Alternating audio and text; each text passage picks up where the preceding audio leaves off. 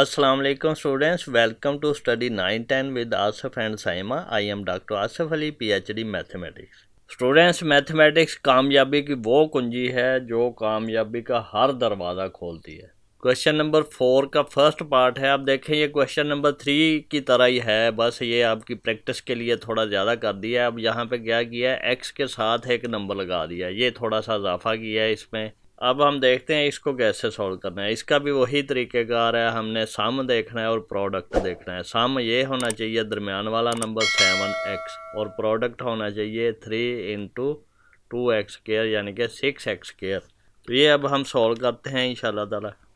यहाँ पे देखें, इसी तरह यहाँ पे एक लाइन लगा के आप एक लाइन ये लगा लें, एक ये लगा लें। यहाँ पे प्रोडक्ट लिखें, वो जो हमारे पास 3 × 2 = 6 और x² होना चाहिए। यहाँ पे सम लिखें ये +7x, ये प्लस साथ लिख लें बेहतर है, क्योंकि यहाँ पे प्लस माइनस जो है ना ये होते रहते हैं इंटरचेंज। यहाँ पे भी प्लस लिख लें। अब देखें दो नंबर्स का प्रोडक्ट प्लस कब आता है, जब दोनों प्लस के होते हैं या दोनों माइनस के होते हैं। तो यहाँ पे ये कैसे पता चलेगा कि दोनों प्लस के हैं या दोनों माइनस के, वो इस नंबर को देख के पता चलेगा कि इसका साइन क्या है। ये प्लस का है तो दोनों नंबर प्लस के होंगे।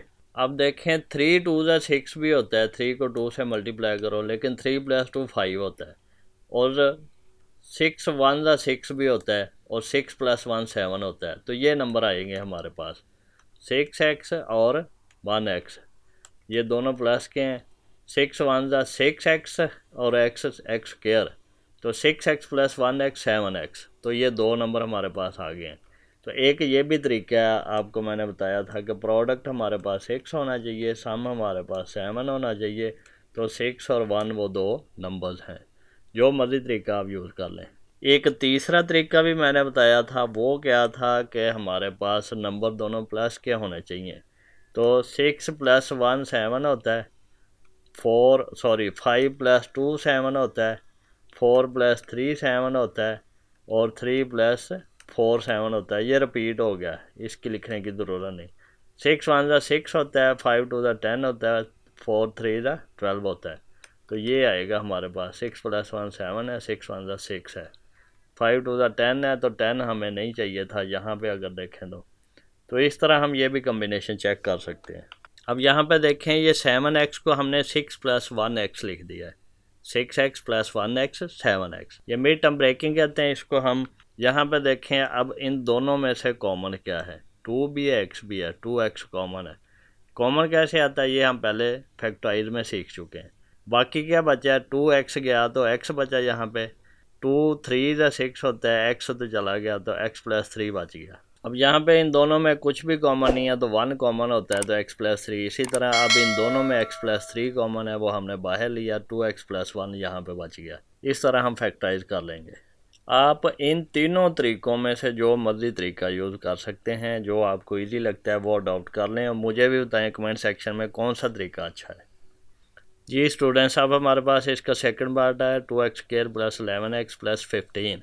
अब यहाँ पे प्रोडक्ट हमारा क्या होना चाहिए, सम क्या होना चाहिए। यहाँ पे लिखेंगे प्रोडक्ट होना चाहिए 15 × 2 = 30x², तो ये 30x² और ये प्लस में होना चाहिए और सम होना चाहिए 11x + 11x। ऐसे दो नंबर हमने ढूंढने हैं और वो कौन से नंबर हैं, एक 6x है और एक 5x है। 6 और 5 दोनों को ऐड करो तो 11 आता है, 6 को 5 से मल्टीप्लाई करो 30 आता है, x को s से मल्टीप्लाई करो तो x² आता है। तो ये दो नंबर हमारा मसला ये हल कर देंगे।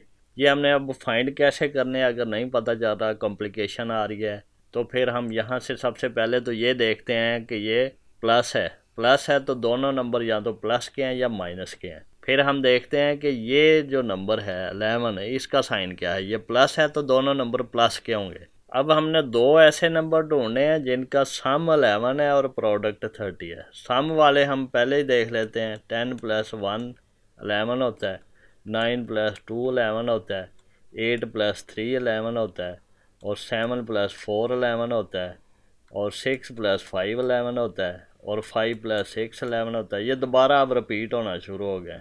4 + 7 11 होता है। ये अब दोबारा ये देखें, ये और ये रिपीट होना शुरू हो गया, सिर्फ नंबर इधर चला गया और इधर, यानी कि ये अब इससे आगे नंबर वही सेम ही आएंगे। अब इनमें से प्रोडक्ट देखें, 10 1 ज़ा 10 होता है, 9 2 ज़ा 18 होता है, 8 3 ज़ा 24 होता है, 7 4 ज़ा 28 होता है। हमें चाहिए 30, 6 5 ज़ा 30 होता है। तो ये हमारा नंबर जो है ये है पेयर 6 और 5 का, इस तरह फाइंड कर सकते हैं। अब हम इसको लिख लेंगे 2x² plus 11x plus 15 is equal to 2x² plus 6x plus 5x, जो 11x ही होता है, इसके बराबर ही होता है, प्लस 15। अब इन दोनों में से कॉमन देखें तो क्या है, हमारे पास 2x कॉमन है, x प्लस 3 बच गया, और यहाँ से हमारे पास दोनों में कॉमन क्या है, 5 है। तो 5 जब कॉमन लिया तो यहाँ पे x बचा, और 5 3 ज़ा 15 होता है, 3 आ गया। अब इन दोनों में कॉमन क्या है, x प्लस 3 है, वो लिखा, तो 2x प्लस 5 बच गया, वो यहाँ पे लिख दिया।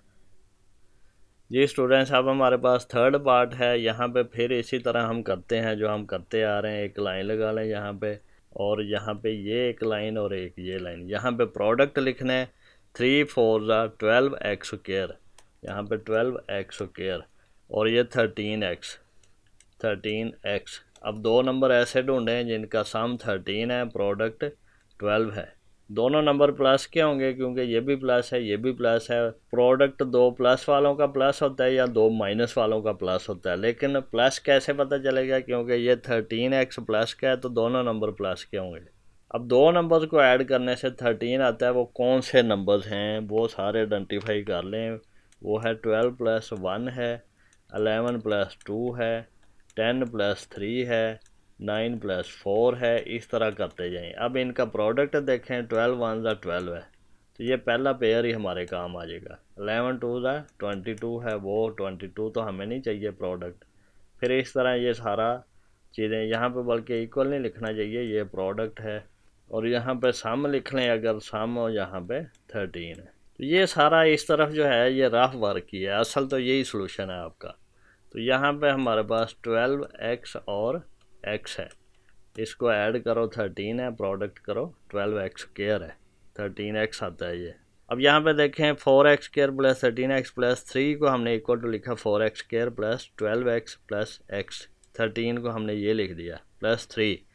अब क्या करना है, अब हमारे पास एक ये नंबर का पेयर है, एक ये का पेयर है। इन दोनों में से कॉमन क्या आ रहा है, 4x, बाकी क्या बचा, x प्लस 3। 4 3 ज़ा 12 होता है, तो 3 यहाँ पे आ गया। फिर यहाँ पे 1 आया, तो x प्लस 3। अब दोनों में x प्लस 3 कॉमन है, वो आ गया 4x, और प्लस 1 यहाँ पे आ गया। इस तरह हम इसको फैक्टराइज करते हैं।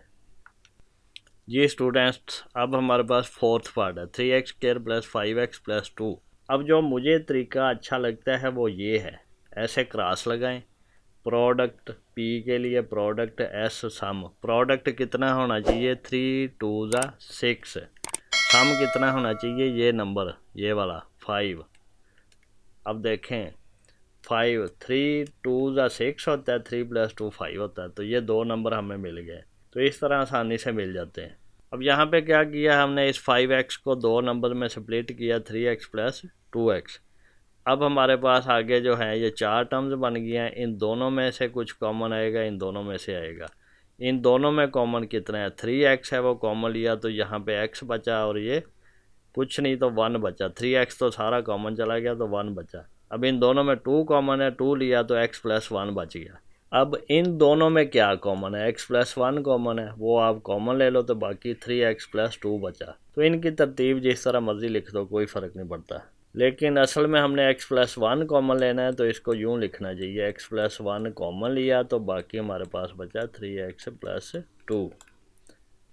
ये स्टूडेंट्स फोर्थ क्वेश्चन का फिफ्थ पार्ट है, 3y² माइनस 11y प्लस 6। अब देखें ये माइनस आ गया, इसका मतलब है कि माइनस जो है वो बड़ा नंबर होगा, या फिर यहाँ पे प्लस है, तो आप देखते हैं कि ये कैसे मैनेज होगा। अब ये क्या आएगा, 3 6 ज़ा 18, ये नंबर और ये नंबर, इसका प्रोडक्ट वो कितना है, 18y², ये प्रोडक्ट है। सम कितना होना चाहिए, माइनस 11y। अब ये देखें बड़ी इंटरेस्टिंग चीज़ बन गई है। अब यहाँ पे ये प्लस का नंबर है, ये माइनस का है। अब इसका मतलब ये है कि ये यहाँ तो दोनों नंबर प्लस के होंगे, तो प्लस को प्लस से मल्टीप्लाई करो तो प्लस आता है, या फिर दोनों नंबर माइनस के होंगे, माइनस को माइनस से मल्टीप्लाई करें तो प्लस आता है। लेकिन यहाँ पे क्योंकि माइनस है तो इसका मतलब है दोनों नंबर नेगेटिव होंगे। अब ऐसे नंबर दो जिनका सम नेगेटिव 11 है वो कौन से हैं?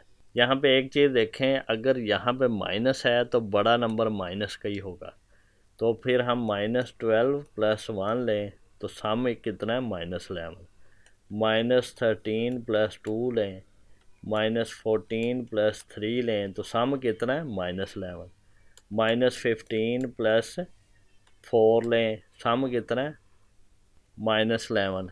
लेकिन ये नहीं आएगा क्योंकि दोनों का प्रोडक्ट माइनस में है, लेकिन ये तो प्लस है।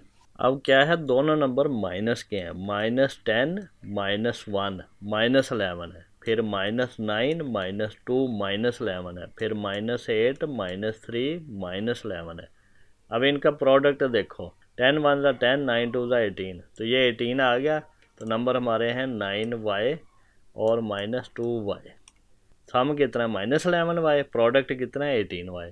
तो इस तरह हम ये नंबर फाइंड कर लेते हैं।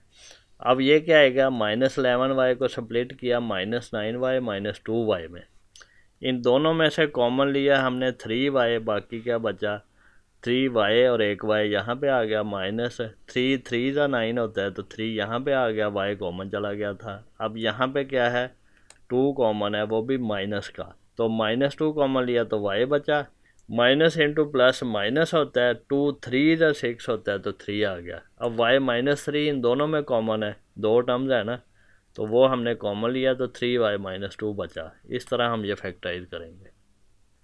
जी स्टूडेंट, 6 पार्ट है हमारे पास, 2y² -5y + 2। अब यहाँ पे दूसरा तरीका लगाते हैं, ये क्रॉस वाला, प्रोडक्ट और सम। प्रोडक्ट कितना होना चाहिए, 2 2 ज़ा 4, और सम कितना होना चाहिए -5। अब ये कौन से दो नंबर हैं, -4 और -1, इन दोनों को ऐड करो -5 है, दोनों को प्रोडक्ट करो 4 है, तो ये 5y माइनस वाला जो है ये -4 -y में हमने कन्वर्ट कर लिया। अब हमारे पास ये दो टर्म्स हैं, इसमें कुछ कॉमन आएगा, और ये दो टर्म्स हैं, इसमें कुछ कॉमन आएगा। इन दोनों में कॉमन हमारे पास क्या है, 2y है तो y -2 बचा, 2 2 ज़ा 4 होता है क्योंकि, और इन दोनों में -1 कॉमन लेंगे तो y आ गया, माइनस प्लस माइनस होता है, और यहाँ पे 2 1 ज़ा 2 होता है। अब इन दोनों में कॉमन क्या है, y -2, वो लिया तो 2y -1 बच गया। ये हमारे पास इसका आंसर आ गया। जी स्टूडेंट्स, अब हमारे पास क्वेश्चन 4 का 7th पार्ट है, 4z² -11z + 6। अब यहाँ पे देखें इसको कैसे सॉल्व करेंगे। यहाँ पे हमारे पास प्रोडक्ट क्या आना चाहिए, 6 4 ज़ा 24z², तो ये 24z² प्रोडक्ट आएगा, और सम क्या आएगा हमारे पास -11z। अब ऐसे दो नंबर फाइंड करने हैं हमने जिनका सम -11z है और प्रोडक्ट 24z² है। अब यहाँ पे देखें, अब दोनों नंबर प्लस के हैं या माइनस के, वो कैसे पता चलेगा। 24 प्लस का है, या तो दोनों नंबर प्लस के हैं जो मल्टीप्लाई हो रहे हैं तभी प्लस आंसर आता है, या दोनों नंबर माइनस के हैं तभी प्लस आंसर आता है प्रोडक्ट का। अब यहाँ पे देखें, क्योंकि ये -11 है तो दोनों नंबर माइनस के हैं, क्योंकि ये -11 तभी आएगा, प्लस के होंगे तो माइनस में तो आंसर आएगा ही नहीं सम करके, तो ये दोनों नंबर माइनस के हैं। अब वो कैसे हम फाइंड करेंगे, हमारे पास -10 -1 -11 होता है सम जो है, फिर -9 -2 -11 होता है, फिर -8 -3 -11 होता है, फिर -7 -4 -11 होता है। इस तरह हम चेक करते जाएंगे। अब इनका प्रोडक्ट देखें, प्रोडक्ट क्या है, 10 1 ज़ा 10 है, यहाँ पे P लिख दें प्रोडक्ट, 9 2 ज़ा 18 है, 8 3 ज़ा 24 है, और 7 4 ज़ा 28 है। हमें क्या चाहिए था, 24, तो ये वाला पेयर हमारे लिए काम करेगा क्योंकि इसका सम -11 है और प्रोडक्ट 24। तो यहाँ पे हमारे पास क्या आएगा, ये आएगा -8z और ये -3z, तो ये यहाँ पे यूज़ हो जाएंगे। 11z को हमने दो नंबरों में स्प्लिट करना होता है, इसको कहते हैं मिड टर्म ब्रेकिंग। अब इन दोनों में हमने कॉमन लेना है, 4z कॉमन है तो z -2 बचा, 4 2 ज़ा 8 होता है, इसी तरह अब इन दोनों में हम कॉमन लेंगे तो -3 आएगा, 3 2 ज़ा 6 होता है, तो यहाँ पे माइनस प्लस माइनस हो जाएगा। अब इन दोनों में कॉमन क्या है, z-2, वो कॉमन लिया तो 4z-3 बच गया। इस तरह हमने इसकी फैक्टराइजेशन कर ली है। जी स्टूडेंट्स, अब हमारे पास क्वेश्चन 4 का 8th पार्ट है। इस तरह हम एक्सरसाइज आज ख़त्म कर लेंगे। ये क्या है, 6 + 7x - 3x²। अब यहाँ पे देखें, इसको आप तरतीब लगा के भी कर सकते हैं, इसी तरह भी कर सकते हैं। दरमियान वाली टर्म x वाली होनी चाहिए, x² वाली या इधर आ जाए या इधर आ जाए, उससे फ़र्क नहीं पड़ेगा, लेकिन ये x वाली टर्म साइडों पे नहीं आनी चाहिए, फिर नहीं सॉल्व होगा। अब इसका प्रोडक्ट क्या होना चाहिए, यहाँ पे हम इस तरह ये बना लेते हैं कि प्रोडक्ट हमारे पास है -3 × 6 -18x² होना चाहिए, -18x² प्रोडक्ट होना चाहिए, सम होना चाहिए +7x। ऐसे हमने 2 नंबर फाइंड करने हैं। अब यहाँ पे देखें, क्योंकि प्रोडक्ट माइनस में है तो एक नंबर प्लस का होगा, दूसरा नंबर माइनस का होगा, तभी ये माइनस में आएगा प्रोडक्ट। अब ये माइनस वाला नंबर बड़ा होगा या प्लस वाला, ये देखना है, वो यहाँ से पता चलेगा। ये प्लस है तो प्लस वाला नंबर बड़ा होगा। तो यहाँ पे हम इस तरह के नंबर फाइंड करते हैं जिनका सम जो है वो 7 आ जाए और एक प्लस का हो, एक माइनस का। तो यहाँ पे 8 - 1 लिखेंगे, 8 प्लस का है, फिर 9 - 2 लिखेंगे, फिर 10 - 3 लिखेंगे। इस तरह सम कितना है, 7, इसका भी 7, इसका भी 7। अगर प्रोडक्ट आ जाए -18 तो हमारा काम हो जाएगा। तो यहाँ पे देखें, 8 1 ज़ा 8 होता है माइनस में, 9 2 ज़ा 18 होता है माइनस में, तो हमें -18 ही चाहिए था। तो ये वाला जो हमारे पास पेयर है +9 और -2, ये काम करेगा। तो यहाँ पे +9x और -2x, ये हमारे पास आ गया। इन दोनों का सम +7 है, दोनों का प्रोडक्ट -18 है। तो x × x x² होता है, जब ऐड करें तो ये x ही साथ आता है, ये लाइक टर्म्स ऐड होती हैं। तो 7x को हमने लिख दिया -2 + 9x। इनकी जगह मैटर नहीं करती, 9x इधर लिख लें, 2x माइनस वाला उधर लिख लें, तो आंसर तब भी सेम ही आएगा। अब इन दोनों में कॉमन क्या है, 2 कॉमन है, 2 3 ज़ा 6 और 2 यहाँ से कॉमन आ गया, x अकेला बच गया। इन दोनों में कॉमन क्या है, 3x। तो 3 3 ज़ा 9 होता है, x तो कॉमन आ गया, -3 कॉमन आया, x भी कॉमन आया, एक x इधर आ गया। अब इन दोनों में कॉमन है 3 - x और बाकी क्या बचा, 2 + 3x। तो यहाँ पे इस तरह हमारा आंसर आ गया। अब इसको आप थोड़ा तरतीब से लिखना चाह रहे हैं, 3x पहले +2 बाद में, तो वो लिख सकते हैं, इससे कोई फ़र्क नहीं पड़ता। स्टूडेंट्स, लेक्चर पसंद आया है तो इसको लाइक करें, अपने दोस्तों से शेयर करें और चैनल को सब्सक्राइब करके बेल आइकन पर ज़रूर क्लिक कर दें, ताकि जब भी मैं नया लेक्चर अपलोड करूं तो उसका नोटिफिकेशन आपको मिल जाए।